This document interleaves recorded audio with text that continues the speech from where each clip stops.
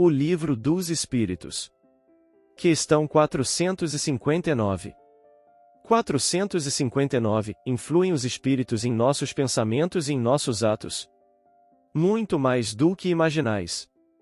Influem a tal ponto, que, de ordinário, são eles que vos dirigem.